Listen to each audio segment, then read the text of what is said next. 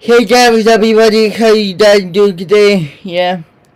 So today this video we're going to do another we're going to do a video reaction back saying the truth. Yeah. So today we're going to do is what if Ultron was the villains opening the first MCU saga. Yeah, that video was made by not Black Lions who made a different universe from a DC or Marvel. Yeah.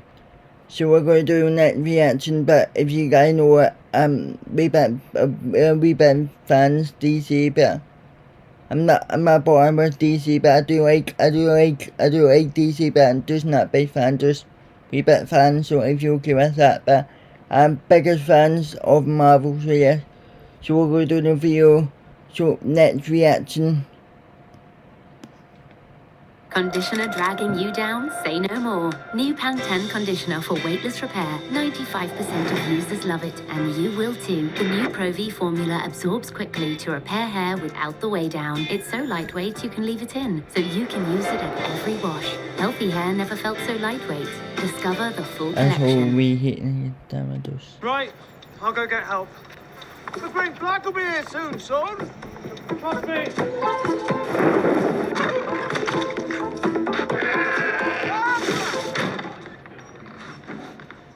Green flag arrived just after you left. Green flag. A common criticism of the MCU from comic fans is in its usage of Ultron, one of the Avengers' biggest and most dangerous villains, who has the potential to have an entire saga surrounding him, was created, defeated, and then left alone in one movie. He was used in What If and has been confirmed to return for a Vision show, but something that I thought would be really cool is to take a look at an alternate version of the MCU's first saga, one that rather than leading up to Thanos as the big bad leads up to Ultron. Make sure to leave a like and subscribe for more content like this, and to get me to 100,000 subscribers. So close, and let's begin. Ultron replacing Thanos will affect the saga in a few major ways that ripple throughout. For one, Ultron is an Earth-based threat. What this means is that as opposed to the Infinity Saga, this version of the MCU won't be much exploring the cosmic side of Marvel. That'll be something that the second saga focuses on. In addition to that, Ultron will be more comic accurate in his origin, not created by Tony and Bruce, but rather by Hank Pym, a character who, alongside Janet Van Dyne, will be the main Ant-Man and Wasp of this universe and will be appearing from the beginning in larger roles,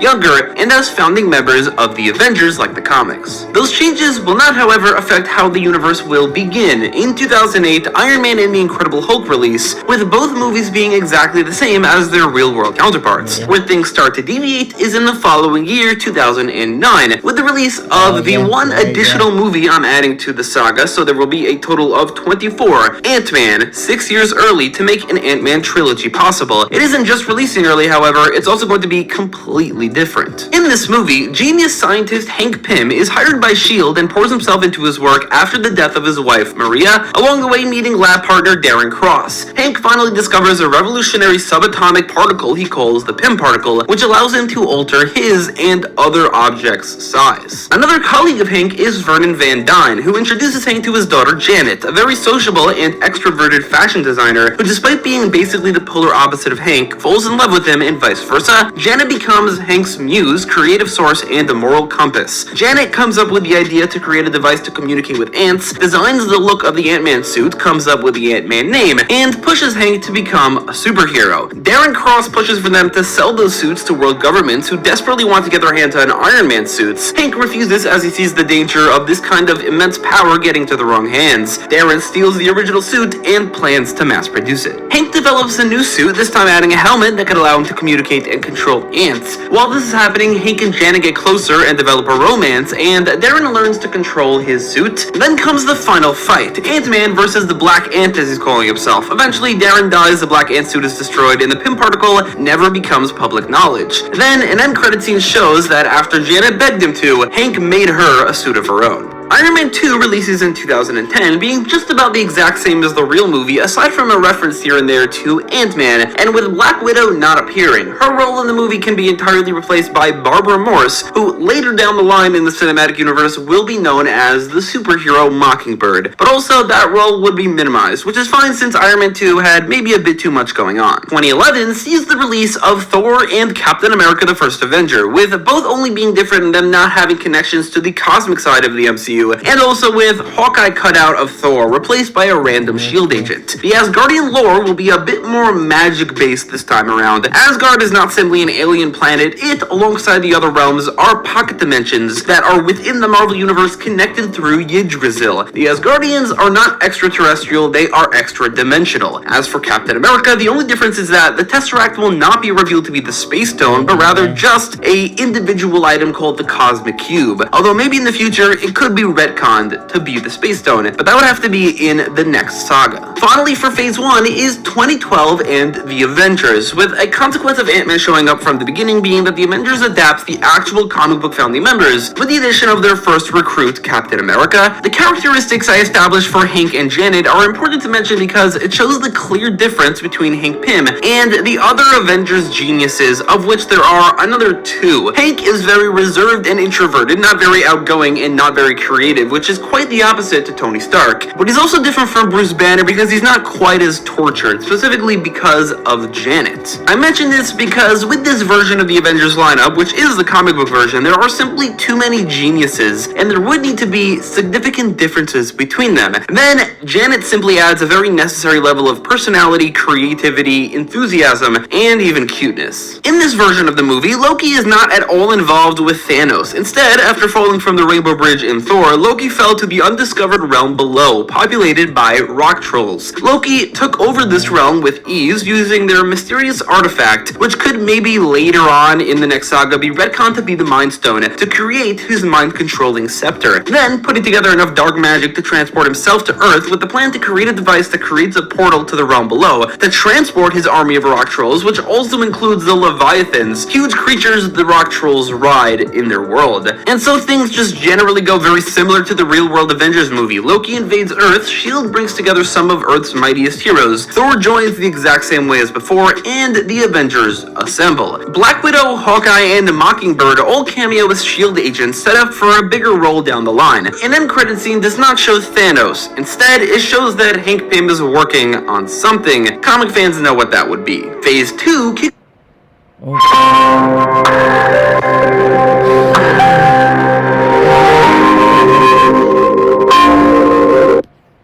off identically to the real MCU, Iron Man 3 and Thor the Dark World, with no differences to them at all. Aside from the inclusion of AIM in Iron Man 3, which would just be replaced with something else, it's not really important what else it would be, it's just that AIM will eventually appear in the saga, so they can't very much appear here. 2014 starts off with Ant-Man and the Wasp. In the time between the two Ant-Man movies, Hank Pym founded Pym Technologies, focusing on advancing technology into the future completely independently from the Pym particles. But speaking of the Pym particles, Hank has continued to develop them and the Ant-Man suit, making it eventually possible for him to grow, not just shrink. He's first able to grow only a bit, but manages to grow to being a lot larger by the end. The movie's focus won't just be on Hank and Janet, but also Scott Lang and Eric Jostin, a criminal duo who break into Pym Tech and steal the Ant-Man suit that Hank was most recently working on. Eric takes the suit for himself and uses it to commit more major heists. As it turns out, the suit he stole was the one that Hank made possible to grow, which is something that Eric begins to utilize. The process was not perfected though, as Eric continues to grow larger and larger, the unstable Pym particles infect him, causing him to lose his mind, while giving him the ability to grow without the suit, which he soon abandons, leaving for Scott to find somewhere. That all happened over the course of the movie, while Scott Lang begins to feel more and more guilty about what he's unleashed on the world. This entire time, Hank and Janet have been going through a mostly romantic comedy story, as Hank has been preparing to propose to her while developing the enlarging Pym particles, and something he's calling Project Ultron. This is all delayed when he learns that the Ant-Man suit was stolen, and hears about the heist happening in the city. Hank uses an older suit and goes out with Janet to stop Eric, but Eric manages to get away. Eric then loses his mind in front of Scott, who then turns to Hank to help, joining Team Ant-Man. This all leads to every storyline kind of coinciding. Scott returns the suit, tells Hank his regrets, his motivation to help his daughter, and his guilt about what he's unleashed onto the city. Hank allows Scott to wear his old Ant-Man suit to help them. Janet trains him while Hank fixes the issues on and also redesigns the suit that was stolen, and they go after Eric, who's now the size of a building, calling himself Atlas. A final fight ensues, but Atlas proves to be a bit too powerful for Team Ant-Man and is only defeated when Hank manages to grow to being the same size and knocks him out. This is something he was hesitant to do because of the unstable Pym particles. Unfortunately, Hank growing to that size infects him with a dangerous level of those unstable particles, which permanently affects his personality. An end credit scene shows that it's only then that he puts his brainwaves into Ultron. So it's the permanently affected brainwaves of Hank Pym that becomes the basis for Ultron. Going forward, Hank is Giant Man, Scott Lang is Ant-Man. Captain America the Winter Soldier will be the same as the original, except it feels a bit bigger, including not just Black Widow, but also other superhero S.H.I.E.L.D. agents Hawkeye and Mockingbird, with this also being the former two's true introductions. Going forward, all three can already be considered Avengers. Moving on to 2015, replacing Ultron as the villain of the second Avengers movie will be Baron Zemo and his team, the Masters of Evil, in a movie called Avengers Under Siege. Having cemented themselves as Earth's mightiest heroes, and having expanded their ranks, the Avengers are faced with a new challenge. A man named Helmut Zemo, whose family died in the invasion of New York while on vacation, spent the last 3 years planning his revenge on the Avengers. In order to do so, he recruits, or manipulates into recruiting, a few villains and former enemies of the Avengers to do his bidding, forming a team with the intention of killing them. One member of the Masters of Evil is Nathan Garrett, aka the Black Knight. He has a nephew named Dane Whitman, who he's trained to take his place. Dane, however, turns against him, takes the ebony blade for himself, and joins the Avengers. Another member is the Swordsman, revealed to be Hawkeye's old master. He turns against the Masters of Evil as well, and also joins the Avengers. This version of Hawkeye does not have a family and kids. Instead, he has a flirtatious back and forth with Mockingbird. The member of the Masters of Evil who proves to be the biggest threat is Graviton, whose insane power level and control over gravity completely overwhelm the Avengers, to the point where Hank is forced to unleash his creation, a powerful robot named Ultron, who turns the tide against the Masters of Evil, but Ultron maybe takes it a bit too far, and he kills all of them, every single member of the Masters of Evil, which might have a bit more of an impact in this version of the Marvel Universe, specifically in this movie, where two members of the Masters of Evil already switched sides to the Avengers and became good. All the other members never really got their chance, or at least that'll be a bit of the focus. But also, maybe to really hammer it home, Ultron kills an innocent or two before Hank is able to shut him off and destroy him. However, Ultron managed to upload his consciousness into Hank's Ultron prototype, setting him up to return. This mass killing will be what sets off the Civil War in this version of the saga. It's also the catalyst for Hank leaving the Avengers alongside Janet and Scott, and Thor going off to operate on his own. Like in the real Age of Ultron, Hulk also flies away in a Quinjet. Phase 2 comes to an end with this world's equivalent to the Guardians of the Galaxy, which instead will be an Earth-based team that will connect as much to Ultron as the Guardians did to Thanos. This team will be called the Defenders, but like the MCU's actual Defenders, it won't be based on the comic Defenders. Instead, this team is inspired by the West Coast Avengers. I just didn't want to use another Avengers title. It should really feel like a separate team. The character given primary focus here is Wonder Man, who I'm including mostly because of his connection to Ultron and Vision in the comics. He will be played by Nathan Fillion, as he 100% would have been had James Gunn casted him in 2014. The lineup also includes Wanda Maximoff, who also has a connection to Ultron and Vision, Quicksilver, who has a connection to Wanda and also then Vision, Rocket Raccoon, and a character who has not yet appeared in the MCU, and it doesn't seem like there are any plans to introduce her, Hydra, who I'm including because she seems to be a very prominent member of the West Coast Avengers. In this movie, Simon Williams is a famous actor playing a fictional superhero known as Wonder Man, and is in the middle of filming a scene in costume when he's abducted by Wanda and Pietro Maximoff, who bring him to a pocket dimension called Counter-Earth, which was created by their master,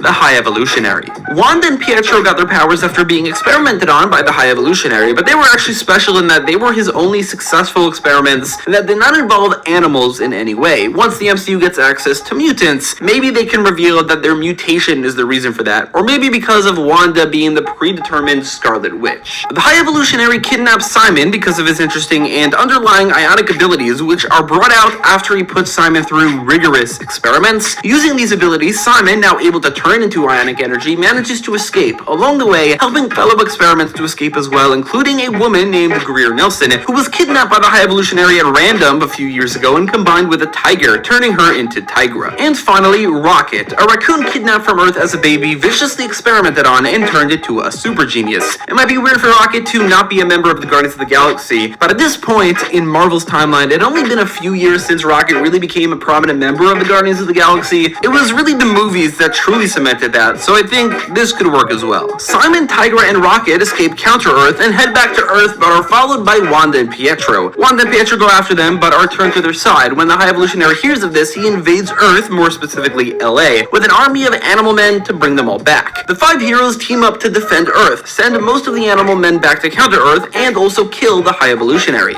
Some of the animal men, however, remain on Earth, including Cosmo and Howard the Duck. Like in the MCU, Howard is just kind of around, this time not in space, he's on Earth. Cosmo, however, joins the Defenders. Going forward, Simon, Wanda, and Pietro's backstories prior to the High Evolutionary will all be explored in sequels. However, we won't be getting to Wanda and Pietro yet. That would be in Volume 3, which could be a This summer, get freshness or your money back with Deliveroo's new Freshness Promise. For those potential hypothetical future video. Phase 3 starts off the same as the real Phase 3, Captain America Civil War, but it's going to be a bit different. All the Ant-Man related characters will be off on their own adventure, which we'll see soon. Without Wanda, Vision, and Giant Man, this is a bit more of a grounded version of Civil War, with Team Cap having Mockingbird and Black Knight instead of Wanda and Ant-Man, and Team Iron Man having the Swordsman instead of Vision. With Zemo already being used and now dead, this movie will be different in other ways as well. The creation of Ultron and all of his murders, followed by an event in the beginning of this movie in which the Avengers cause unnecessary destruction, leads to the government creating the Superhuman Registration Act, leading to a split in the Avengers, Team Cap, who are against it, and Team Iron Man, who are for it. In addition, the Avengers are manipulated by Crossbones, who wages a vendetta against Captain America, going through basically all the same things that Zemo did in the real Civil War. Unlike the real movie, Black Widow does not switch sides. There will be no switching sides in this movie, aside from just T'Challa just excusing himself from the conflict, since he was only really just there to kill Bucky. As for the Ant-Men, they were off on an adventure of their own in a movie called Giant Man and the Wasp: Quantumania. In this movie, Hank learns that Ultron is still around, having rerouted his consciousness into a prototype. Ultron creates himself a new body and uses Pym-Tech to enter the quantum realm, where he seeks to make his new home, taking Janet along with him because his Hank Pym brainwaves make him feel love for her. Hank and Scott team up in a buddy cop type scenario and follow Ultron to the quantum realm, but arrive weeks after him, enough time to allow Ultron to take over a city known as Axis. In that time, he built a companion robot named Jocasta, using the brainwaves of Janet Van Dyne. Hank and Scott free Janet, and the 3 heroes team up to start a revolt against Ultron. By the end, it seems like they're succeeding, until it's revealed that Ultron's plan all along was to escape the quantum realm alongside Jocasta, using a device that disables Hank, Janet, and Scott's suits, in doing so, leaving them stranded. 2017 begins with Spider-Man Homecoming, which will be the same as the real movie with one key exception. The Chitauri did not exist in this world, they were replaced by rock trolls, which can't exactly be the basis for Vulture's tech. Instead, Adrian was in charge of the cleanup of the Stark tech after the events of Iron Man 3, where Tony blew up all his suits, and he combined what he could to create the Vulture suit, and also various weapons that he could sell. That took place in Florida, where he was living at the time. He later moved to New York. Everything else is the same. Thor Ragnarok could also be mostly the same, with minor differences. None of this takes place in space. Both Asgard and Sakaar are pocket dimensions, meaning it's impossible to simply get to Earth from them via space travel. Thor also did not go looking for the Infinity Stones. He's been spending his time as a solo agent on Earth, still dating Jane, who does appear here, and simply felt a bit homesick. The movie ends with the remaining Asgardians going through a secret hidden Bifrost on a spaceship that takes them to Earth's moon. When they are approaching Earth, they are then approached by a small army of Ultron drones, telling them to leave. The Defenders Volume 2 focuses on Wonder Man's origins. His father, Sanford Williams, was a scientist for an evil organization named AIM. Sanford, being evil himself, experimented on his two sons, Simon and Eric, when they were kids. Simon didn't seem to develop any powers, so he was let go and put into foster care, while AIM kept their claws in Eric Williams, who gained some vague energy projection and manipulation powers. Mostly, he's able to drain the energy from someone, effectively draining the life force out of them. Later, he is known as the Grim Reaper. The Defenders are led down Wonder Man's origin rabbit hole as they are forced to deal with AIM, including the Grim Reaper, someone named Machine Man, and their leader MODOK. Machine Man is an android created by MODOK, but he eventually turns against AIM, gives himself his own identity, Aaron Stack, and becomes a member of the Defenders. After a big sacrifice from Cosmo, they dismantle AIM,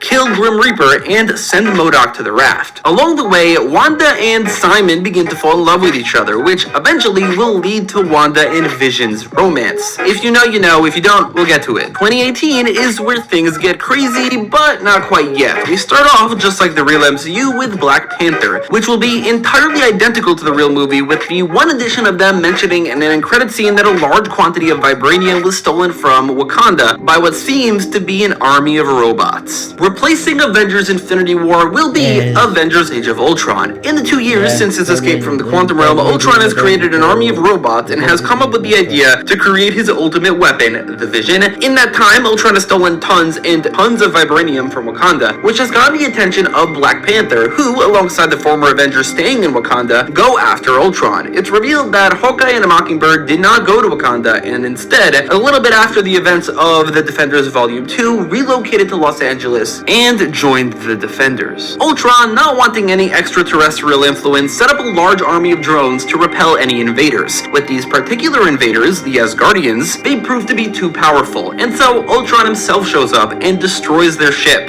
Everyone either dies from the explosion, is killed in the vacuum of space, or one character, the Hulk, is propelled into Earth's orbit, or at least he's the only one that then survives that. Landing somewhere random, Hulk and Bruce communicate with each other to navigate Hulk to the Avengers. In his last moments, Heimdall sends Thor to another realm, Nidavellir, which is more of a fantasy land in this version. Thor then treks through the land a bit to find Eitri and have him make him a powerful weapon capable of wiping out armies, Stormbreaker. Back in the quantum realm, Hank fixes Janet and Scott's suits, but makes himself a new one that he calls the Yellow Jacket, which has the abilities of every single suit. It's able to get big, it's able to get small, it shoots blasters and flies like the Wasps. He enlarges all three back into the real world, arriving 2 years after Ultron, despite leaving just a few weeks later. They go to the Avengers to warn them, and then to get their help. Meanwhile, Ultron sets his sights on the Defenders, attacking and overwhelming them. He injures Wanda and kidnaps both Wonder Man and Machine Man. Everyone else remains unscathed. Hawkeye and Mockingbird suggest that they go to the Avengers for help. The Ant-Men then arrive and tell the Avengers everything. They begin trying to track Ultron right as the Defenders show up, with former Avengers putting their differences aside for now. They use a piece of shrapnel lodged inside the injured Wanda to then triangulate his location. Before leaving, Hulk comes crashing in to join, telling them about Thor. In Sokovia, Ultron covers Machine Man's body in a vibranium coating and kills the consciousness inside. He's then attacked by Team Cap, who are fought off by Ultron's army and Jocasta. During this, Ultron uses a device he created to fuse Wonder Man's ionic energy and his brainwaves into this new creation, leaving the original Wonder Man's body as an empty husk. Wonder Man now dead, the Vision awakes just in time for the rest of the heroes to show up. Vision, Ultron, and Jocasta take the Avengers on by themselves, while the Ultron army works on another device, the one from the real Age of Ultron that is meant to lift Sokovia into the air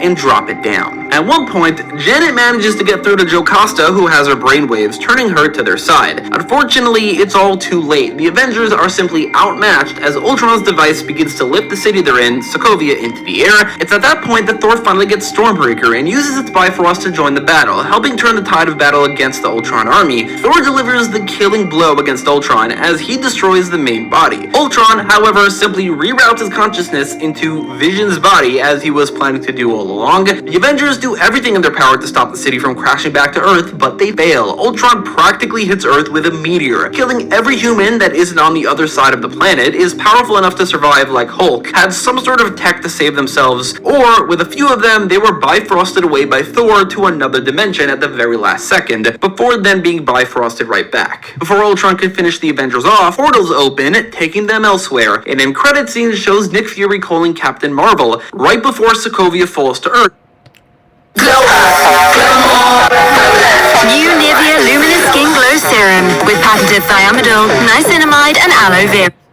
Earth and kills him as well as Maria Hill. 2018 comes to an end with Doctor Strange, a look into the mystical side of the Marvel Universe, in a movie that takes place simultaneously with the rest of the saga up until this point. His origin begins in 2008. He trains to be a sorcerer for like 3 years, secretly helped fend off Loki's invasion in 2012, considered joining Team Cap during the Civil War, but ultimately decided that he should stick to mystical issues, and finally defeats Dormammu in 2018, doing so not with the Time Stone, but simply the Eye of Agamotto, which does not contain the Time Stone, rather its own relic that has mystical powers unrelated to control over time. So instead of putting Dormammu into an actual time loop, he just makes Dormammu witness every possible outcome of their encounter, effectively the same thing. Then, in an end credit scene, Doctor Strange and Wong return from fighting a mystical creature in an alternate dimension to find a destroyed Earth. They quickly find the Avengers and save them from Ultron, meaning had they returned from that dimension just a few minutes prior, they probably would have died. And finally, 2019. The final year of the saga begins with Captain Marvel, which will be the saga's soft launch to the actual space and cosmic side of the Marvel Universe, which worked since after the Guardians of the Galaxy movie, the real Captain Marvel felt very tame in comparison. This time around, this works really well as the beginning to showing us the cosmic side of this world. Everything else, however, will be the same. And of course, Avengers Endgame, which will keep its name and a lot of story elements, but of course, there will be major differences. In this movie, Captain Marvel arrives on Earth too late. Ultron has killed nearly everyone and has taken over. Carol is attacked by Vision, who proves to be her equal. Carol is saved by Doctor Strange, who takes her through a portal to where it's revealed he has assembled all the remaining heroes' Kamar-Taj, which is hidden from Ultron. Unfortunately, the only surviving sorcerers are Strange and Wong. Using Kamar-Taj as a base, the Avengers, now prepared and assembled, come up with a plan to destroy Ultron. Hank Pym and Tony Stark have also worked together to develop a virus that will weaken Ultron. Together, they attack Ultron, and while it takes a lot, and it's close, they defeat him. The virus takes down every Ultron drone, including Vision. Ultron defeated, the Avengers are left with an Earth that is mostly destroyed. Cut to 1 year later, the Avengers have helped lead a worldwide initiative to find every survivor and relocate them to one new city. It's revealed that Pepper Potts survived, as Tony programmed a suit to rescue her in case of emergency. Tony and Pepper got married and now have a few-month-old daughter named Morgan. Captain Marvel has fully moved back to Earth, as no other planet needs her as much. Thor has become a fat drunk. 3 months ago, Hank Pym became a recluse, pouring himself into his work with the goal of undoing what he's done. In that time, Hank has become famous among survivors as the man responsible for the destruction of Earth, making it look even worse that he's not helping rebuild. At that time, Hank and Janet have also separated. Finally, Hank comes out of his hole with a revelation. Time works differently in the quantum realm, and that he found a way to manipulate it in such a way that allows them to access the past, but they can only do so using a combination of a few of the Avengers' powers. Hank came up with the design, Iron Man and Rocket built it. It has to be powered continuously by Captain Marvel,